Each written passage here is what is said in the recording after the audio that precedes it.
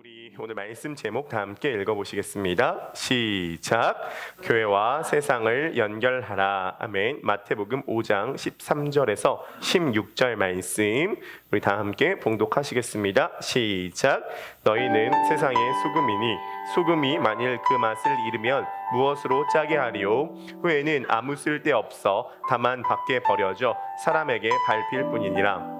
너희는 세상의 빛이라. 산 위에 있는 동네가 숨겨지지 못할 것이요 사람이 등불을 켜서 말 아래 두지 아니하고 등경 위에 두나니 이러므로 집안 모든 사람에게 빛이 느니라. 이같이 너희 빛이 사람 앞에 비치게 하여 그들로 너희 착한 행실을 보고 하늘에 계신 너희 아버지께 영광을 돌리게 하라. 아멘. 연결짓기 시리즈를 함께하고 있습니다. 오늘 6번째 시간입니다. 연결은 참 중요합니다. A와 B를 연결지을 때 신선한 생각들, 창의적인 생각들을 얻을 수 있습니다. A와 B를 연결지을 때 전체적인 조망을 할 수 있고요. A와 B를 연결지을 때 A가 갖고 있는 에너지가 B에게 공급되어서 B가 풍성하게 될 수가 있습니다. 우리가 이러한 주제를 가지고 우리가 5번의 시간을 나눴습니다. 일반적인 관점에서도 많이 봤고 당연히 신앙적인 관점에서 함께 봤습니다. 그래서 뭐 디지털과 아날로그를 연결시켜서 디지로그와 같은 그런 개념들도 우리가 살펴봤고 음악과 영상을 연결시켜서 뮤직비디오와 같은 그러한 것들, 상대성 원리와 어떠한 불교 사상을 함께 연결시킨 어떤 개념들, 그러니까 이제 어떤 사회나 정치나 과학이나 경제를 막론하고 아이돌 가수인 빅뱅의 G드래곤이 카이스트 기계공업부 교수로 간 어떤 생뚱맞은 두 개의 지점이 만나게 될 때에 어떠한 그런 시너지가 일어나게 된다는 말씀을 드렸습니다. 신앙도 마찬가지입니다. 들은 말씀이 우리들에게 유익하지 않았던 것은 말씀을 뭐와 결부시키지 않았기 때문이죠. 믿음과 결부시키지 않았기 때문이다. 쉬그캔 라니마이라고 말씀드렸습니다.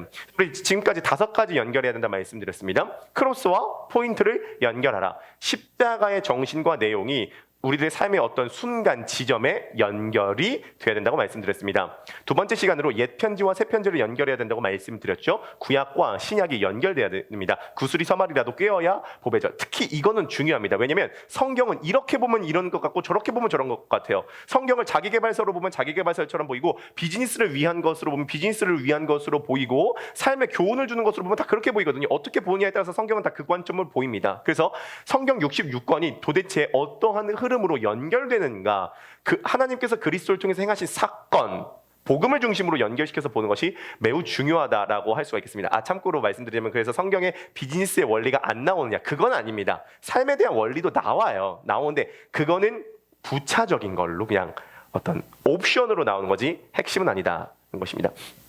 우리가 그 다음으로 살펴봤었던 것이 시냇가와 나무를 연결하라라고 하는 주제로 우리가 함께 살펴봤습니다. 그래서 우리가 하나님이라고 하는 시냇가에 심겨지기 위해서 예수 그리스도라고 하는 복 있는 자가 죄인의 자리에 앉으셨다라는 말씀 살펴봤고요. 과거와 미래를 연결하라라는 말씀 야곱 스토리를 통해서 살펴봤습니다. 그래서 사닥다리를 본 야곱의 과거와 미래가 하나님의 복으로 연결되었다는 거 우리가 함께 살펴봤고요. 지난주에 기억하실지 모르겠습니다. 나와 너를 연결하라. 우리는 나와 너의 관계 사이에서 하나님의 옷깃을 만지죠. 우리 기영자매님이 이런 어떤 문구 같은 것도 만들어주고 하는 것 같던데요. 나와 너의 관계 가운데서 하나님의 옷깃을 만집니다. 그래서 대접받고자 하는 대로 대접을 해주는 것이죠. 나와 너가 연결되기 위해서 우리는 삼위 하나님의 관계를 배우고 봐야 하는 것이죠. 예수 그리스도의 십자가는 영광을 잃어버림으로써 우리들에게 영광을 주신 사건, 본인의 왕관 대신에 가시관을 쓰심으로써 우리들에게 면류관을 씌워주신 그런 사건들이다라는 것을 우리가 살펴보았습니다. 오늘 6번째 시간입니다. 교회와 세상을 연결하라는 주제인 거죠. 이거는 너무 중요한 주제고 전통적인 주제입니다. 간단하게 얘기해서 교회는 절이랑 다르죠. 교회는 수도원이 아닙니다. 교회는 산 속에 틀어박혀 있는 것이 아니라 교회는 도시 속에 세워지는 거죠. 왜 세상 속에 세워지죠? 자, 질문 한번 드려보도록 하겠습니다. 교회가 세상을 위해서 있나요? 세상이 교회를 위해서 있나요? 다시 한번요. 자, 어려운 질문이 아닌데요. 자, 다시 한번요. 자, 생각을 하면서 조금 설교를 쫓아와 주시면 대단히 감사하겠습니다. 교회가 세상을 위해서 있나요? 세상이 교회를 위해서 있나요? 네, 뭐 어렵지 않은 질문이죠. 네, 세상이 교회를 위해서 있는 것이 아니라 교회가 세상을 위해서 있습니다. 하나님께서 세상을 변화시킬 통로로 이 땅에 교회를 세우신 거예요. 그러므로 세상과 단절돼서 교회만 중요하고 교회 안에만 갇혀 있다면 그건 교회의 기능을 잃어버린 것입니다.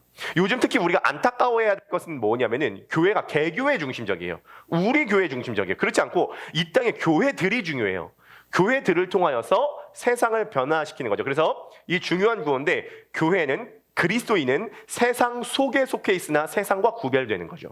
세상 속에 속해 있으나 세상과 구별됩니다. 그래서 교회는 결코 수도원이 아니라 세상 속에서 세상을 변화시키는 통로입니다. 우리들끼리 좋으면 안 돼요. 물론 우리들이 하나님을 예배하고 경배하고 우리가 함께 모여서 교제해야 되지만 우리들은 반드시 세상과 연결되어서 세상을 변화시켜야 되죠. 둘 중에 하나라고 봅니다. 교회가 세상에게 영향을 너무 많이 받아서 교회가 변질되든지, 교회가 세상에 영향을 끼쳐서 세상을 변화시키든지, 둘 중에 하나입니다. 우리가 세상의 영향을 세상과 떨어져 있을 수는 없어요. 영향을 줘서 변화시키든지 영향을 받아서 변질되든지, 이제 둘 중에 하나인 것이죠. 그래서 우리들끼리 이기적으로 우리들끼리 있으면 안 되고 반드시 영향을 줘야 된다라는 것입니다. 이런 관점에서 오늘 세 가지를 우리가 차례로 살펴보도록 할 텐데, 먼저는 교회와 그리스도인에 대한 반성을 살펴볼 거고요.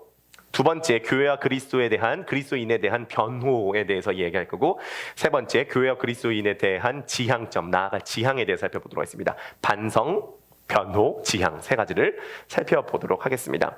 자, 먼저 우리 그리스도인으로서, 교회로서, 기독교로서 먼저 좀 반성해 볼 필요가 있을 것 같아요. 반성할 게 많죠. 제가 참 재밌는 예수님의 스타일을 하나 발견했는데요. 산상수, 오늘 본문이 산상수훈이잖아요. 산상수훈에 보면 예수님께서 비판하지 말라는 얘기를 하십니다. 너희가 남에게 비판받지 아니하려거든 남을 비판하지 말라. 그 구절 기억나십니까? 기억나세요? 그게 마태복음 5장인가 6장에 나오거든요. 근데 재밌는 사실 뭔지 아세요? 마태복음 7장에 보면 예수님께서 바리새인들을 엄청 비판하세요. 엄청 비판하세요. 그들의 잘못된 율법주의 신앙에 대해서, 위선적인 신앙에 대해서 비평하시죠. 그러니까 이런 것들, 그러니까 관점을 잘 볼 필요가 있습니다. 특히 요즘에 세상에서는 교회를 많이 비판하지만 교회가 교회를 비판하는 것은 사실 성경에 훨씬 더 많이 나옵니다. 그것이 구약 선지자들의 자성 능력이었어요. 예레미야와 이사야는 당시에 뭐를 비판했냐면 유대교를 비판했고, 세례 요한도 유대교를 비판했고, 예수님도 그 바리새주의를 비판을 했습니다. 그래서 잘못된 부분에 대해서 정확하게 지적하는 것은 외부에서보다는 내부에서 많이 일어났던 문제인 거죠. 그러한 관점에서 우리가 오늘 조금 반성을 해볼 필요가 있겠습니다. 이 땅에 교회가 얼마나 많냐면요, 어느 지역에 가면 PC방이 많으냐 교회가 많으냐 세워볼 정도라고 합니다. 우리 첫 번째 사진 한번 보여주시겠습니까? 자, 어떤 상가의 십자가의 모습입니다. 아마 두 상가 정도 될 것 같은데요. 십자가를 한번 세워보세요. 얼마나 십자가가 많죠? 네, 하나, 둘, 셋, 넷, 다섯, 여섯, 7개 매우 많은 십자가가 있습니다. 사람이요, 참 관심 따라서 눈에 보인다고요. 저도요, 이제요, 어느 지역에 가면요, 뭐가 보일까요? 십자가 보입니다. 특히 단독 건물 보이지도 않아. 상가 건물, 십자가. 저 교회는 어떤 교회일까? 십자가가 보입니다. 그러면 상가마다 교회가 많을까요? 적을까요? 엄청 많습니다. 너무 많은 십자가가 있어요. 그러면 우리가 갖게 되는 질문이 이건 거죠. 예수님 당시에는 120명의 사도들을 통해서 온 세상이 뒤집어졌는데, 오늘날에 비행기가 떴다가 내려올 때에 서울 전역에 보면 빨간색 십자가가 그냥 쫙 깔렸다라고 하는데 왜 이렇게 영향력이 없을까? 제가 한 번은 안양에서 김포로 오는데 올 때마다 보이는 게 십자가예요. 단독 건물도 많고 상가 건물도 많습니다. 이렇게 오늘날 십자가가 많은데 오늘날 왜 교회에는 세상을 변화시키지 못하고 세상에 영향력이 없고 오히려 공격을 받는 위치에 있다는 것이죠. 왜 그렇죠? 이거 한번 우리가 반성해 볼 필요가 있을까요? 없을까요? 반성을 해볼 필요가 있습니다. 그거 아세요? 전 세계 10대 교회 중에 교단별로 제일 큰 교회가 다 대한민국에 있습니다. 순복음 제일 큰 교회 대한민국에 있어요. 전 세계에서. 장로교 제일 큰 교회 대한민국에 있습니다. 침례교 제일 큰 교회 대한민국에 있어요. 감리교 제일 큰 교회 대한민국에 있습니다. 장로교, 침례교, 순복음, 감리교, 전 세계 10대 교회 중에 제가 옛날에 봤었던 그 자료로 보면은 2등 빼고는 다 대한민국에 있어요. 크기로 보면. 엄청난 거 아니에요? 엄청난 겁니다. 엄청난 거죠? 근데 크기는 비대해졌죠. 크기는 비대해졌죠. 전 세계 1등 교회, 2등 교회, 3등 교회, 4등 교회 다 있는데 크기는 비대해졌죠. 근데 그거 아십니까? 대한민국 10대 교회들이 우리나라에서 지금 제일 많이 욕먹고 있는 교회들이라는 거. 그러니까 크기는 비대해졌는데 뭔가를 놓쳐버렸기 때문에 오늘날 쉽게 얘기해서 어떤 분은 이러한 표현을 많이 쓰더라고요. 대출을 너무 많이 받아가지고 돈은 풍족해졌는데 지금 청구서가 계속 날라오고 있다고.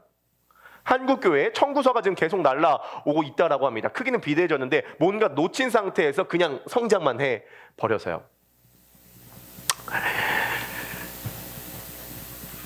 오늘 13절 한 번만 들어봐 주겠습니까? 13절, 우리 밑줄 친 13절. 13절 우리 다 한번 읽어보실까요? 준비, 시작. 너희는 세상의 소금이니 소금이 만일 그 맛을 잃으면 무엇으로 짜게 하리요? 후에는 아무 쓸데없어 다만 밖에 버려져 사람에게 밟힐 뿐이니라. 아멘. 저는 이 13절을 볼 때 눈에 띄는 문장이 있었습니다. 어떤 문장이면 소금이 그 맛을 잃으면 사람에게 밟힌대요. 이거 우리 경험할 수 있는 거예요. 목격할 수 있는 겁니다. 예수님께서 말씀하신 게 정확하게 맞습니다. 소금이 그 맛을 잃으면, 짜지 않으면, 이때 당시에는 암염이지, 오늘처럼 정제염이 아니라 암염입니다. 그러니까 돌에 있는 소금기를 빼서 쓴 거니까 이 소금기가 빠져버리면 돌을 버리니까 사람들에게 밟히는 거죠. 그러니까 소금이 그 맛을 잃으면 밖에 버려져 사람에게 밟힐 뿐이라고 이야기를 하고 있습니다. 오늘날 교회가 이러한 현상이 매우 많이 발생을 하고 있는 거죠. 이것을 우리가 실제 삶에서도 경험하지만 미디어를 보면 참 많이 느낄 수 있다라고 생각을 합니다. 넷플릭스에 나오는 드라마 중에, 넷플릭스 오리지널 중에 안티 그리스도인에 대한 사상이 없는 드라마가 한 건도 없습니다. 우리 첫 번째 우리 사진 보여주실까요? 오징어 게임이라고 하는 넷플릭스 드라마입니다. 넷플릭스 전체 전 세계에서 1등을 했습니다. 우리나라 1등 말고 전 세계 압도적으로 1등을 했습니다. 여기에 굳이 기독교인에 대한 내용이 나옵니다. 기독교인이 어떤 내용으로 나오냐면은 두 가지 종류의 기독교 내용이 나오는데, 첫 번째 딸을 폭행하는 아버지가 나오는데 그 아버지가 목사로 나오고요. 두 번째 뭔가 정신분열적이고 이기적인 어떤 기도하는 남자로 나오는데 여기서 뭐 어떤 게임을 하는데 그 게임을 할 때 막 하나님께 막 기도해서 그 게임을 막 알려달라고 하고 내가 살기 위해서 남을 죽이는 그러한 기독교인의 모습이 나옵니다. 전 세계에서 한국 크리스찬은 요런 모습이다라고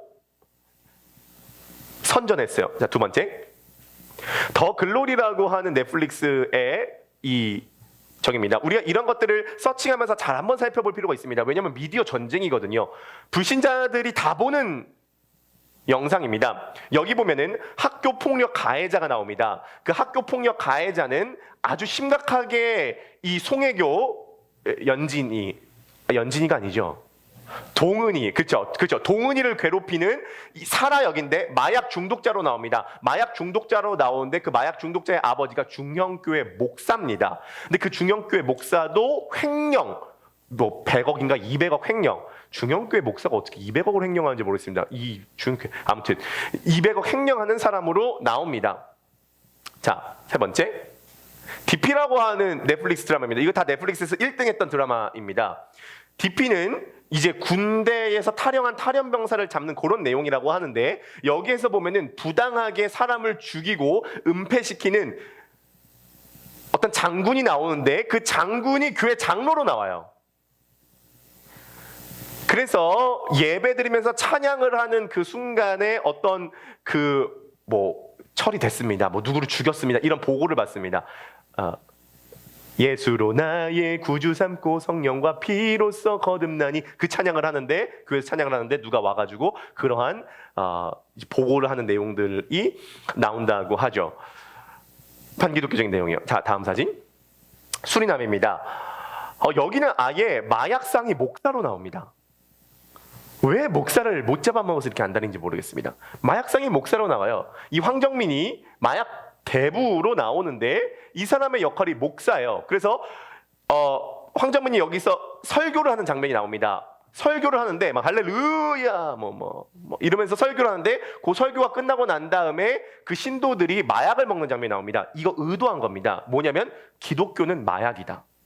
그렇게 인식되도록 만든다는 거죠. 그러니까 마르크스주의가 종교는 민중의 아편이다라고 얘기를 하잖아요. 똑같은 사상이 스며 들어가는 겁니다. 기독교는 사람을 마약에 중독되어서 올바르게 사고하지 못하게 만드는 이 시대에 아주 뿌리 뽑아야 될 어떠한 악이다라고 계속적으로 그 이미지를 주는 거죠. 마지막 마스크걸이라고 하는 이 넷플릭스 시리즈인데요. 여기에서도 안티그리스도에 대한 안티기독교에 대한 내용이 나옵니다. 여기서 보면은 구역 예배를 드리는 장면이 나오는데요. 구역 예배를 드리는 장면이 나오는데 구역 예배를 끝나고 권사님들끼리 서로 무당에 대한 얘기를 하고, 그리고 여기서 굉장히 믿음이 좋은 신실한 어떤 엄마는 자신의 아들을 잃어서 그것에 대해서 정신이 나가서 복수하는, 그 기독교 신앙으로 뭔가 사람을 정죄하고 단죄하고 복수하는 그런 내용들이 나옵니다. 아무튼 안티그리스도인에 대한 그러한 내용들이 나오게 된다는 거죠. 놀라운 건 한 건도 빠짐없이 넷플릭스에서 나오는 드라마와 영화에서 기독교에 대한 문제 제기를 합니다. 저는 이제 이렇게 생각을 했습니다. 야, 이거는 조작이다. 뭔가 배우의 어떤 세력들이 저도 뭐 그쪽 별로 안 좋아합니다. 뭐 일루미나티 이런 거 안 좋아하는데, 이렇게 보니까 어떤 배우의 어떤 세력들이, 기독교를 싫어하는 세력들이, 또 넷플릭스가 조금 그러한 성향이 있습니다. 그러한 세력들이 기독교를 의도적으로 공격해서 기독교의 명예를 실추시키려고 하는 어떠한 어둠의 세력들이 있다라는 생각이 가졌습니다. 그리고 보면은 좀 오버스러운 지점이 있어요. 기독교에 대해서 좋은 지점도 있는데 안 좋은 지점이 너무 드라마틱하게 오버해서 나오는 그런 경향이 있는데, 제가 그 생각이 조금 바뀌어진 게 조나모 대표님이라고 하는 그 대표님의 강의를 듣고 바뀌었는데요. 그분이 뭐라고 얘기하시냐면, 미디어는 사회 후기 현상을 다룬다고 합니다. 이게 뭐냐면, 미디어는 먼저 어떤 현상에 대해서 얘기하지 않고 사회에서 어떤 현상이 있으면 그것을 반영시켜서 나온다고 합니다. 이것을 바꿔 얘기해서 뭐를 얘기하냐면, 요즘에 미디어에서 반기독교적인 내용을 다루는 이유는 이미 사회에서 그것이 논의되고 있기 때문이라고 합니다.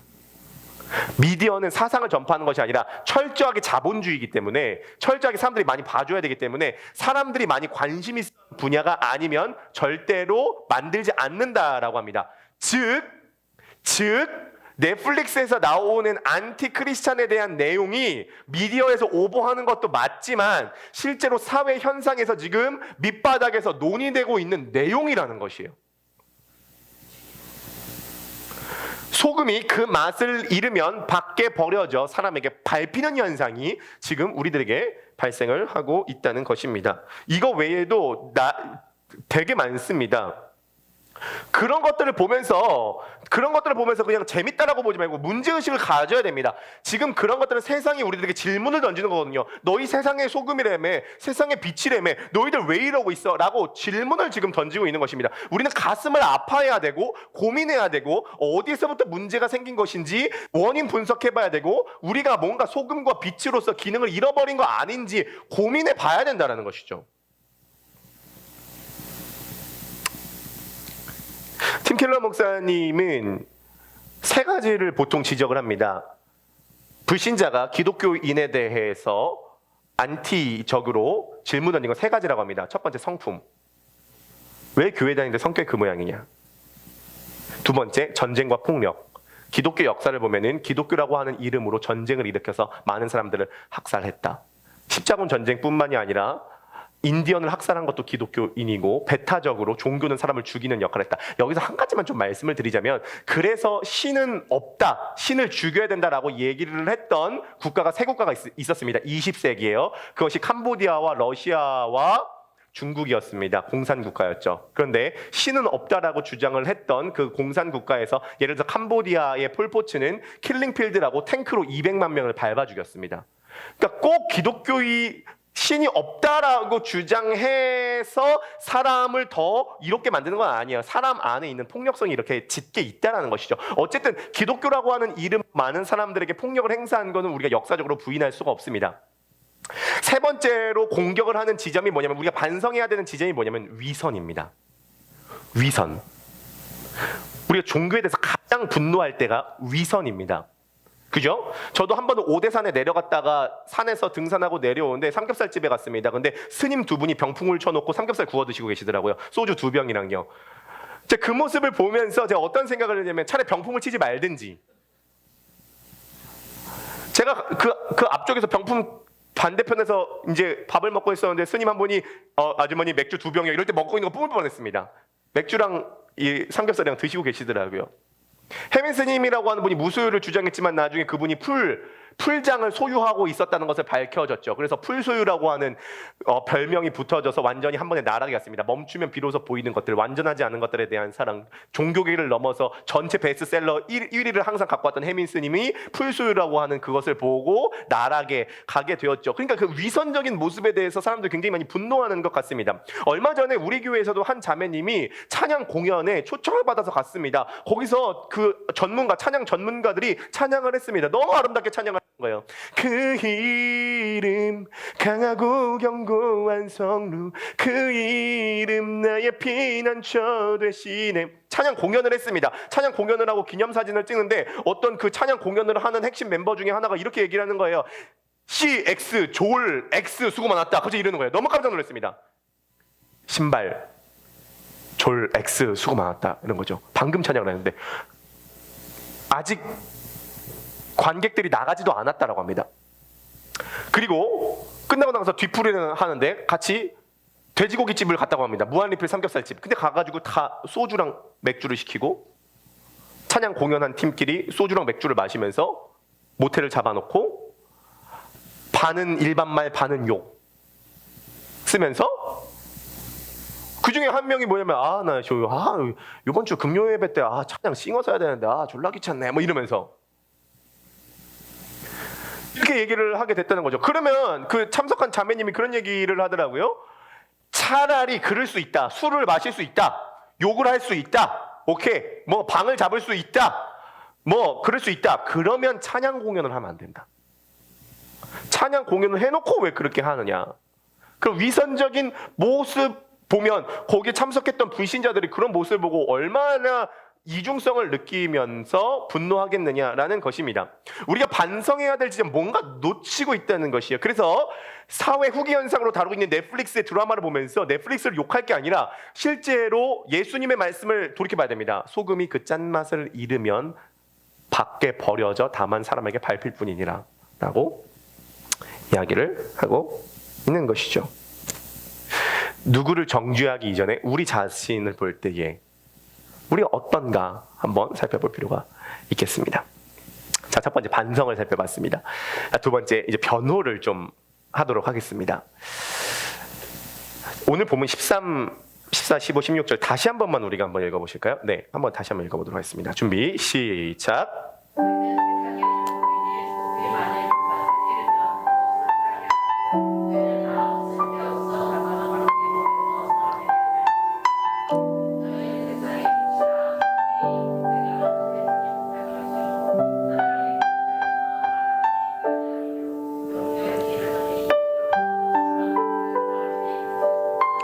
이같이 너희 빛이 15절까지 16절 있나요?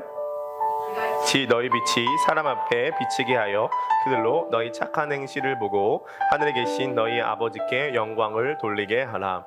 아멘. 그리스도인이 그러면은 소금과 빛의 역할을 안 했느냐라고 질문을 하신다면 기독교인이 역사적으로 소금과 빛의 역할을 한 것은 사례로 들면은 오늘 밤을 새도 모자랄 정도로 많습니다. 너무도 많이 이 땅 가운데 소금과 빛의 역할을 했습니다. 소금은 중요합니다. 그때 당시에 소금은 어떤 역할을 했을까요? 가장 중요한 첫 번째 역할이 무엇이었을까요? 소금? 당시에는 뭐가 없었겠죠? 당연히 냉장고가 없었겠죠. 그래서 음식이 금방 상했을 것입니다. 그 소금은 첫 번째 기능은 부패 방지의 역할을 했습니다. 상하지 않게 만드는 거죠. 소금을 뿌려서요. 이 땅에서의 부패를 방지하는 건 그리스도인입니다. 부패를 방지하는 거죠. 소금의 역할을 한다는 것이에요. 사실은 사람은 모이면 부패합니다. 그래서 아주 중요한 명저가 있는데 1930년도에 나온 라이놀드 니버라고 하는 철학자이자 신학자가 쓴 책이 뭐냐면 도덕적 개인 비도덕적 사회라고 하는 책을 썼습니다. 도덕적 개인, 비도덕적 사회. 제목만 보면 파악할 수 있습니다. 도덕적인 개인이라도 집단으로 뭉치면 비도덕적으로 변화된다는 거예요. 그런 것 있지 않습니까? 한 사람 한 사람 뜯어놓고 보면 되게 괜찮은 사람이에요. 되게 착해요. 근데 그 사람들이 집단으로 뭉쳐 있으면 뭔가 광기와 뭔가 이상한 비도덕적인 사회로 가게 됩니다. 그것이 이미 연구가 됐어요. 왜냐하면 집단으로 뭉쳐 있으면 개인의 책임이 실종되기 때문에 집단으로 뭉쳐 있으면은 어떤 사회든지 부패하게 되는 것이요. 그것이 인간의 죄인된 특성입니다. 세상은 시간이 지나면 부패합니다. 그것이 역사의 교훈입니다. 19세기에는 낙관주의가 지배하고 있었습니다. 낙관주의가 뭐냐면 세상은 점점 좋아질 거야. 왜냐면 그때 당시에는 과학이 발전되고 있었거든요. 그래서 이 과학이 발전되면 가난도 없어지고 불행도 없어지고 슬픔도 없어지고 세상에 평화와 행복이 올 거야. 20세기는 드디어 우리가 기다리던 유토피아가 올 거야. 과학이 이렇게 발전됐으니까 라고 예측했습니다. 철학자들과 과학자들의 생각과 예상이 산산조각의 20세기였습니다. 20세기에 어떤 사건이 있었죠? 양차 세계대전이 있었습니다. 1차 세계대전, 2차 세계대전. 발전된 과학으로 유토피아를 이룰 거라고 생각했는데 발전된 과학으로 서로를 하면 어떻게 정교하게 죽일지에 대한 무기들이 발명되기 시작을 했고 그걸로 사람을 죽이기를 시작을 했습니다. 세상은 가만히 냅두면 부패하고 우리들이 이성적으로 뭔가 잘 되게 뭔가를 만들면 그것이 오히려 독이 되어서 부패하게 만드는 것이요. 소금은 이 땅 가운데 이 부패를 방지하는 역할, 그리스도인은 부패를 방지하는 역할이 있습니다. 소금은 부패를 방지하는 역할뿐만이 아닙니다. 어떤 역할이 있냐면 맛을 내는 역할이 있습니다. 어떤 음식의 맛을 내는 거예요. 단순히 맛있게 만든다가 아니라 소금은 이렇다고 합니다. 소금은 그 음식이 갖고 있는 본연의 맛을 끌어내준대요. 그래서 특이한 것은 우유에다가 소금을 살짝 타서 먹으면 오히려 우유의 고소한 맛이 살아난다고 합니다. 그래서 어떤 목사님은 초코우유에다가 소금을 타서 먹었는데 실제로 초코우유의 풍미가 더 살아났다고요. 소금은 그 본연의 맛과 색깔을 더 끄집어내는 그런 역할이 있습니다. 부패를 방지하는 기능이 있고 맛을 내는 기능이 있다는 것이에요. 자, 기독교는 복음은 이 땅 가운데에 이러한 소금의 역할 그리고 밝게 비춰져서 우리가 나아가야 될 빛의 역할을 많이 감당했습니다. 좀 아셔야 될 거는 아셔야 되기 때문에 그러한 우리 내용들을 좀 나눠보도록 할 텐데 정보를 알고 있는 것은 중요합니다. 첫 번째 우리 칼빈 사진 한번 보여주시겠습니까? 네, 이 사람은 종교개혁자 칼빈입니다. 생김새를 한번 좀 익혀주시면 감사하겠습니다. 이 종교개혁자 칼빈이 16세기 사람입니다. 이 사람이 주장한 게 뭐냐면은 그 전까지는 노동을 하는 것이 의무이자 그냥 직업 중에 하나였습니다. 그런데 이 장 칼뱅이 주장한 게 뭐냐면은 직업 소명설이라고 하는 것을 주장했습니다. 이 직업 소명설은 뭐냐면 모든 직업은 하나님께서 나에게 주신 천직이고 하나님께서 나에게 주신 사명이다 라는 주장을 하게 되었습니다. 쉽게 얘기해서 노동을 신성시하게 했습니다. 하나님께서 너에게 주신 소명을 온전하게 감당해라. 그래서 이 칼빈은 뭘 주장했냐면 부의 축적을 부인하지 않았습니다. 부를 열심히 일해서 부를 축적하되 낭비와 사치를 금지했습니다. 열심히 하나님께서 나에게 주신 이 직업을 통해서 열심히 일해서 부를 축적하되 낭비와 사치를 하지 않으니까 이 부가 재투자가 되었습니다. 그래서 부를 축적하고 재투자하는 문화와 기부하는 문화가 세워지기 시작했습니다. 이 칼빈의 직업 소명서를 통하여서 유럽과 미국에 자리 잡은 게 자본주의 사상이 칼빈의 직업 소명설에서부터 시작이 된 거예요. 제가 이제 이 말씀을 왜 드리냐면 기독교의 어떤 가치는 기독교에서만 끝나는 것이 아니라 반드시 어떤 사회와 어떠한 분야에 영향을 미칩니다. 이 장 칼뱅의 직업 소명서를 받아들인 사람이 프랑스의 개신교도들인 위그노들이었습니다. 이 위그노들은 내가 하는 이 일은 하나님께서 나에게 맡겨주신 일이다라는 이 생각이 워낙 강했습니다. 그래서 이 사람들이 자기의 일에서 굉장히 프로페셔널, 전문가들이었습니다. 프랑스에 박해가 일어나게 됐습니다. 이 위그노들은 예배를 생명처럼 소중하게 여긴 사람들인데 박해가 일어나게 되니까 프랑스에서 이 유럽으로 퍼져나가기 시작했습니다. 네덜란드로 갔고 영국으로 갔고 독일로 갔습니다. 이 퍼져나간 사람들, 위그노들이 영국에서, 네덜란드에서, 독일에서, 스위스에서 그 나라의 경제를 일으키는 인재 기반이 됐습니다. 이들이 스위스로 넘어가서 시계를 만들었고요. 영국으로 넘어가서 직물 산업을 했습니다.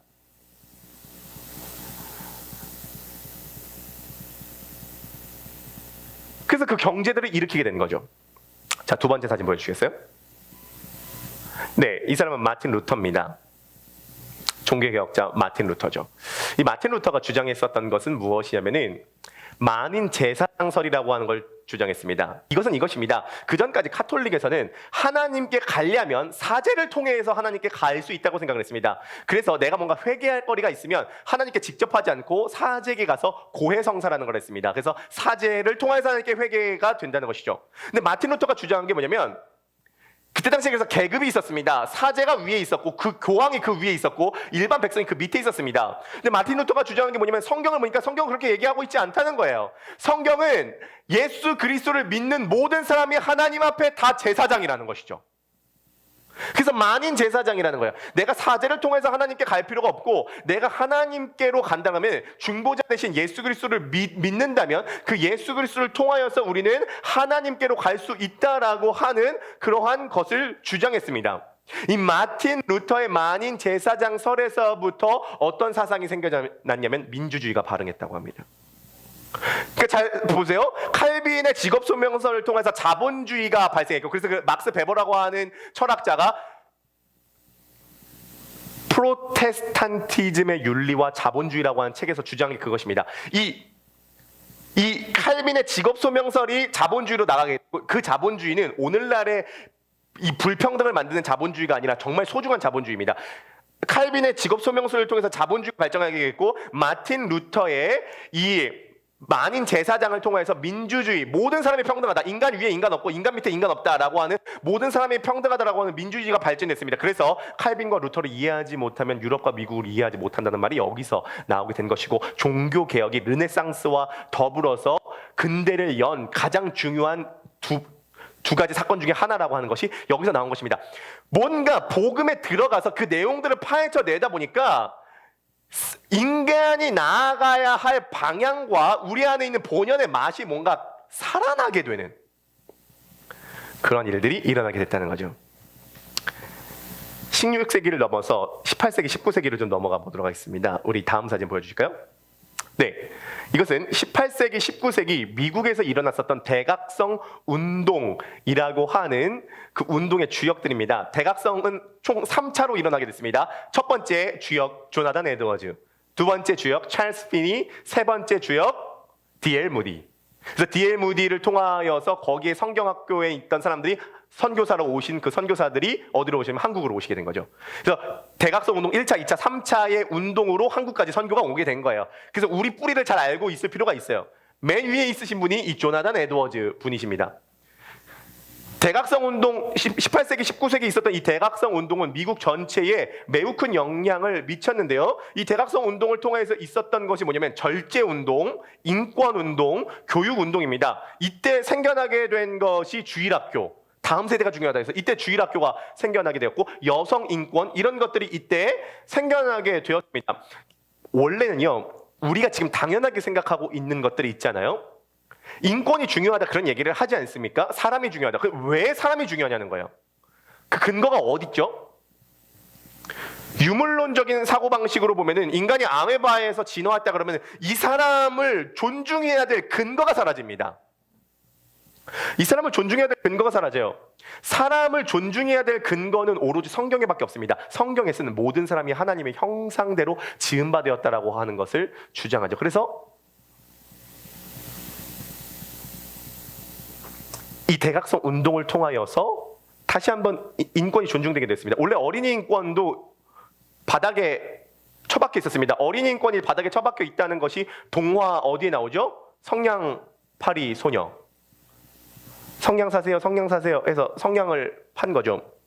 근데 그 성냥 끝에 인이 묻혀져 있었다고 해요. 근데 그 성냥팔이를 시키는 그 사람들이 어린이들 보고 그 인을 이 혀로 침으로 발라가지고 동그랗게 만들어라고 시켰다고 합니다.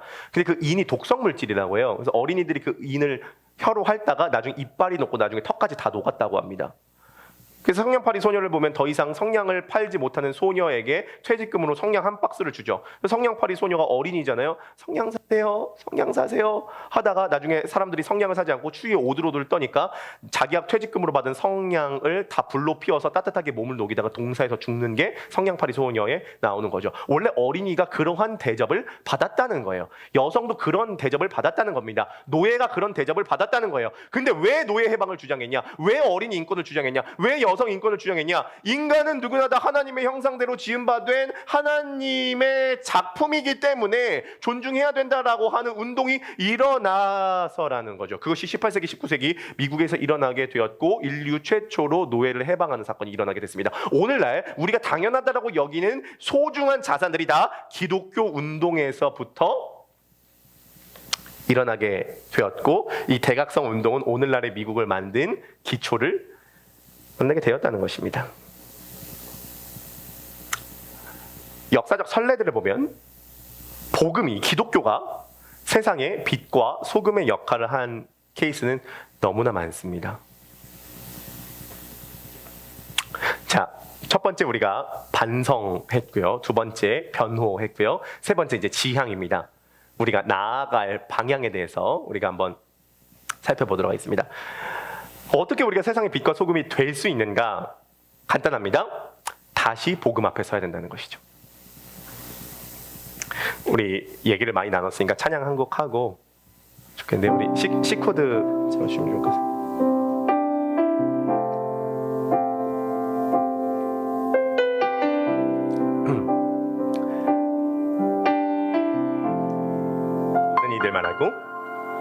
많은 이들 말하고 많은 이들 노래는 하지만 정작 가진 않는 길 두려운 생각보다 많이 힘들고 험한 길보다 그저 말로만 가려기에 점점 멀어져만 가네. 내게 생명 주었던 그 길 점점 일용하려 하네. 내게 사랑 주었던 그 길 다시 복음 앞에 내 영혼 선해. 주님 만난 그때 나 다시 돌아가 주님께 예배 드리며 다시 십자가의 길 걸으리. 많은 이들 말하고 많은 이들 말하고 많은 이들 노래는 하지만 정작 가진 않는 길 두려운 생각보다 많이 힘들고 험한 길보단 그저 말로만 가려기에 점점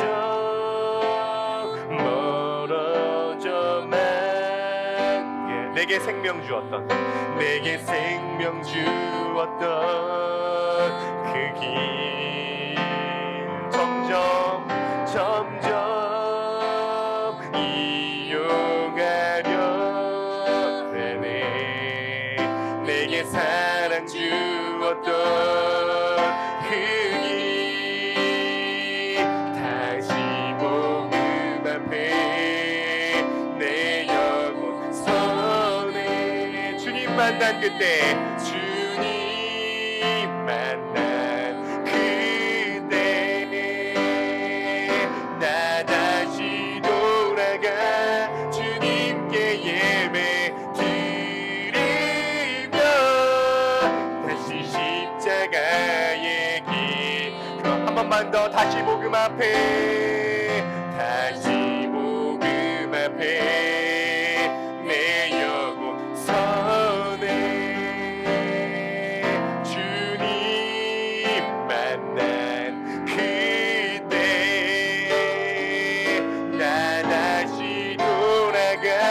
주님께 예배 드리며 다시 십자가의 길 걸으리. 우리가 지금까지 반성을 했고 그 다음에 변호를 했습니다. 우리가 나아갈 방향이 뭐죠? 우리가 나아갈 지향이 뭐죠? 세상의 빛과 소금이 되기 위해서 뭘 해야 되죠? 쓰레기 주우면 되나요? 봉사활동하면 됩니까? 아프리카에 구제연금 보낼까요? 해야죠. 쓰레기 줍기 해야죠. 구제연금 해야죠. 봉사활동 해야죠. 다 해야 되는데 그게 핵심이 아닙니다. 우리가 교회가 다시 한번 세상의 빛과 소금이 되기 위해서 우리가 다시 돌아가야 될 곳이 있으니 바로 복음입니다. 오늘 우리가 기독교의 변호를 하는 과정 가운데서 16세기 종교개혁을 살펴봤고 17세기, 18세기, 19세기 미국의 대각성 운동을 살펴봤는데 그들이 주장한 핵심 메시지가 뭐죠?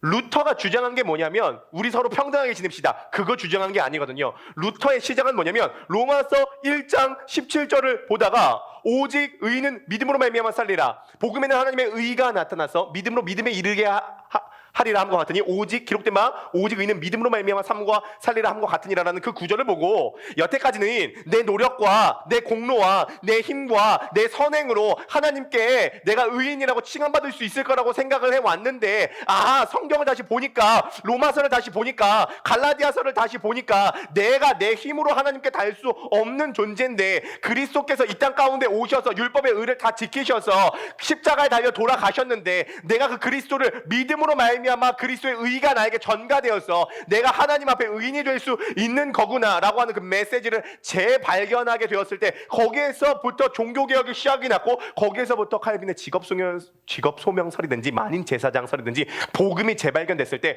그 복음 안에 있는 그 독특한 특성들이 작동이 되게 되면서 사회와 세상과 정치와 경제와 사회와 문화와 가정에 영향을 미쳤다는 것이죠. 희한한 게 뭐냐면 시간이 지나면 사람들이 복음에 대한 관심을 잊어버린다고 합니다. 왜일까요? 왜 사람들은 복음에 대한 관심을 잊어버릴까요? 복음에 대한 관심을 잊어버리는 이유는 이것입니다. 사람은요 자기의 성취의 근거에서 자기의 정체성과 가치를 삼으려고 하는 본능이 있습니다. 내가 가치 있는 존재고 내가 소중한 존재인 이유가 뭐냐면 내가 만들어 놓고 내가 성취한 이것 때문이야. 내가 소중한 존재인 이유가 뭐냐면 내가 잘생기고 키가 크기 때문이야. 내가 소중한 존재이고 내가 존귀한 존재인 이유가 뭐냐면 내가 열심히 공부해서 좋은 대학에 들어갔기 때문이야. 내가 이런 돈을 벌기 때문이야. 난 이런 사람이기 때문이야. 쉽게 얘기해서 인간은 자기 잘난 맛에 삽니다. 그래서 내가 성취한 뭔가를 통하여서 이것이 교회 안에서도 들어와서 교회 안에도 들어와서 뭔가 내가 더 인정을 받고 뭔가 내가 더 소중한 존재가 된 것은 뭔가 더 많이 성취한 사람들이라고 하는 그런 것들이 들어왔습니다. 그래서 이 복음이라고 하는 것이 점점 멀어지게 됩니다. 복음이 말하고자 하는 건 뭐냐면 내가 내 가치와 내 정체성을 내가 행한 공로에 위에 서지 않고 하나님께서 예수 그리스도를 통해서 행하신 그 사건에 내 가치와 내 정체성을 둔다라는 것이죠. 그 십자가가 말하고 있는 것은 무엇이냐면은 나는 십자가에 달려야 할 만큼 악한 존재고 범죄자이고 죄인인데 하나님께서 자신의 아들 예수 그리스도를 십자가에 못 박혀 내 대신 죽일 만큼 나는 사랑받는 존재다라고 하는 아주 독특한 두 가지 정체성을 우리들에게 줍니다. 나는 십자가에 달릴 만큼 죄인이지만 예수 그리스도께서 나 대신 십자가에 달려 돌아가실 만큼 나는 소중한 존재다. 그러므로 이 두 가지의 정체성 속에서 우리들의 어떤 가치와 정체성들이 만들어지기 시작합니다. 여기에서 세상과 다른 어떠한 유기화학물이 만들어진다는 거예요. 예수님께서 너희들은 세상의 설탕이라고 하지 않았습니다. 예수님께서 너희들은 세상의 단맛이라고 하지 않았습니다. 굳이 예수님께서 너희들은 세상의 소금이고 짜야 된다라고 이야기를 하십니다. 왜 단맛을 얘기를 하지 않고 짠맛을 얘기를 하냐면은 제가 이제 알아보니까 단맛을 내는 화학물은 종류가 여러 가지래요. 근데 짠맛을 내는 것은 오직 소금밖에 없다고 합니다. 단맛을 내는 건 여러 가지가 있는데 짠맛을 내는 건 소금밖에 없다고 합니다. 간장이나 고추장도 짠맛이 나는 건 소금이 들어갔기 때문이에요. 그러니까 소금은 단맛을 내는 여러 가지 종류가 아니라 짠맛을 내는 유일한 것. 십자가는 세상과 다른 뭔가 그리스도인 안에 뭔가 화학적인 변화를 일으키는 그런 역할을 합니다. 근데 시간이 지나면 인간의 본성은 종교심이고, 인간은 자기가 성취한 것을 근거해서 뭔가를 대접받기를 원하고 인정받기를 원하고, 그것이 교회 안에서도 하나님께 더 인정받게 된다는 그 생각이 있으니까 사람들의 관심이 멀어집니다. 그래서 먼지 쌓입니다. 근데 그것을 재발견했습니다. 그것이 16세기 종교개혁입니다. 1000년 동안 복음이 관심에서 떠났습니다. 근데 그 복음이 재발견됐습니다. 그리고 나서 100년, 200년 동안 또 복음이 사람들의 관심에서 멀어지게 됐습니다. 먼지 낀 복음이죠. 근데 18세기 조나단 에드워즈가 대각성 운동 때 주장한 게 뭐죠? 어린이 인권 먼저 주장했나요? 여성 인권 먼저 주장했나요? 아니요. 조나단 에드워즈가 주장한 건 뭐냐면은, 오직 의인은 예수 그리스도를 믿음으로 의롭게 된다. 예수 그리스도를 믿음으로 의롭게 된다. 먼지 쌓인 이신칭의의 교리, 복음이 재발견됐을 때에 대각성 운동의 불이 지펴지기 시작했습니다.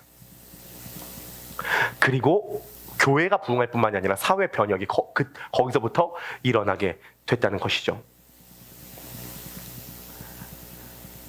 그러므로 우리가 지향해야 되는 바는 뭐냐면, 예수님께서 너희는 지금 소금처럼 살라 이르지 않으세요. 빛처럼 살라 이르지 않으세요. 너희는 세상의 소금이다.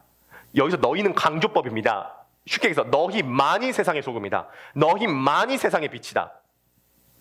소금처럼 살아라, 빛처럼 살아라가 아니라 너희는 소금이다, 빛이다 라고 단정하세요. 우리가 소금과 빛이 될 수 있는 방법은, 우리가 더 짠맛이 깊어질 수 있는 방법은, 오늘날 교회 안에 다시 한번 복음이 재발견돼야 됩니다. 오늘날 다시 한번 복음이 교회 안에 재발견돼야 됩니다.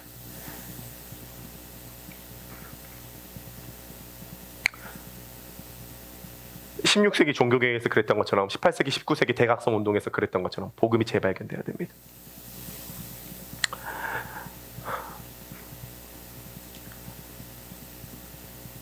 세상은 서로 집단으로 모이면 부패합니다.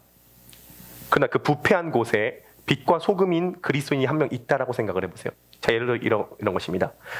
4-5 사람이 모입니다. 그럼 보통 다른 사람을 정죄하고 비난하는 문화가 쉽게 생깁니다. 소위 얘기해서 뒷담화죠. 다른 사람을 정죄하고 비난하는 뒷담화는 뭐냐면, 다른 사람을 정죄함으로써 그 사람과 비교되는 나의 의로움을 입증하고 싶어하는 전략인 것입니다. 쉽게 얘기해서 다른 사람을 비난하는 것은 내가 의로움을 획득하는 인간의 본능과 방법 중에 하나입니다. 자, 그런데 한번 생각을 해보시기 바라겠습니다. 다른 사람을 비난하고 정죄하는 그 문화 속에서 소금 하나가 있다고 생각을 해보세요. 그 소금은 그리스도인입니다. 그 그리스도인은 남을 정죄하고 비난하는 그 문화 속에서 동조하지 않습니다. 왜 동조하지 않냐면, 정죄하고 비난하는 그 사람의 잘못을 보지 않고 그 사람이 잘못한 것만큼 나도 잘못된 존재다, 나도 죄인인 존재다라는 것을 가슴 깊이 인식하고 있기 때문입니다. 그리고 한 가지 더, 다른 사람을 비난함으로써 내가 의로운 존재다라고 하는 것을 입증할 필요가 없습니다. 왜냐하면 그리스도인은 이미 예수 그리스도를 믿음으로 말미암아 내가 하나님께 온전히 받아들여졌고 인정받았고 의로운 존재가 됐다는 확신 가운데 거하는 사람이기 때문입니다. 다른 사람을 정죄하지 않고 다른 사람을 정죄하는 그 사람도 정죄하지 않습니다. 그냥 그리스도인은 그 상황에서 기도하고 안타까워하고 슬퍼하죠. 기도하고 안타까워하고 슬퍼합니다. 그리고 침묵합니다. 그리고 그 영혼들을 위해서 울어줍니다. 그런 소금이 하나가 있으면 그 집단의 부패는 방지되죠. 그리고 그곳의 모임은 짜게 됩니다. 맛이 살아나게 됩니다. 십자가는 단순히 추상적이지 않습니다. 유일한 화학 물질인 소금을 만드는, 죄인임과 동시에 의인이라고 하는 이 독특한 정체성은 오직 복음만이 줄 수 있는 정체성입니다. 그래서 우리는 겸손할 수 있고, 그래서 우리는 담대할 수 있는 거죠. 3가지 오늘 살펴봤습니다. 교회와 세상을 연결하기 위해서 첫 번째, 우리가 반성했습니다. 반성할 거 많습니다. 내부적 비판을 해봐야 됩니다. 넷플릭스에서 기독교를 정죄하는 것은 우리가 눈여겨서 볼만합니다. 우리들의 위선적인 모습과 이기적인 모습 때문에 상처를 받은 사람들이 많이 있습니다. 두 번째, 변호를 했습니다. 실제로 인류사가 진보해왔고 우리가 가치 있게 여기는 모든 인류의 가치들은 기독교 안에서부터 나왔습니다. 그것이 역사적으로 이미 증명되는 사실입니다. 세 번째, 지향해야 되는 바에 대해서 나눴습니다. 우리가 어디로 돌아가야 되냐? 16세기, 18세기, 19세기는 복음으로 갔을 때 그 복음 안에 나오는 그 독특하고 풍요로운 가치들이 그 개인의 내면 안에 녹아져서 세상의 소금과 빛의 역할을 감당하게 될 수 있었습니다. 마지막 결론입니다. 우리 16절 말씀 다 함께 우리 봉독해 보시도록 하겠습니다. 준비, 시작. 이같이 너희 빛이 사람 앞에 비치게 하여 그들로 너희 착한 행실을 보고 하늘에 계신 너희 아버지께 영광을 돌리게 하라. 아멘. 우리의 모습을 보고 전통적이고 고전적이지만 이거 다시 한번 회복해야 됩니다. 하늘에 계신 하나님께 영광을 돌리게 하라. 우리의 주된 목적은 영광입니다. 우리의 주된 목적은 영혼 구원이 아닙니다. 영혼 구원이 아니라 영광이 더 주된 목적입니다. 구원이 주된 목적이 아닙니다. 구원도 보조수단입니다. 구원을 통하여서 하나님께 영광을 올려드리는 게 주 목적입니다. 세상의 빛과 소금이 되는 것도 뭔가 다른 목적이 있는 것이 아니라 그것을 통해서 영광이 드러나는 게 목적입니다. 우리가 하나님의 영광이 드러나는 게 목적이라고 한다면 우리들의 삶의 기준이 굉장히 심플해집니다. 교회 안에서도 이것이 과연 하나님의 영광을 드러내는가의 기준으로 봤을 때 우리가 말과 행동을 해야 되는 방향이 선명해집니다. 우리는 자꾸 우리 입장에서 생각하는 경향이 많습니다. 뭐가 인간에게 이롭냐? 뭐가 우리를 더 행복하게 하냐? 뭐가 우리를 더 유익하게 하냐? 그것이 아니라 뭐가 이 과정을 통해서 하나님의 영광을 드러내느냐? 너무도 많이 이것을 놓칩니다. 세상의 소금과 빛이 되는 이유는 이것을 통해서 하늘에 계신 하나님께 영광을 올려드리는 것입니다.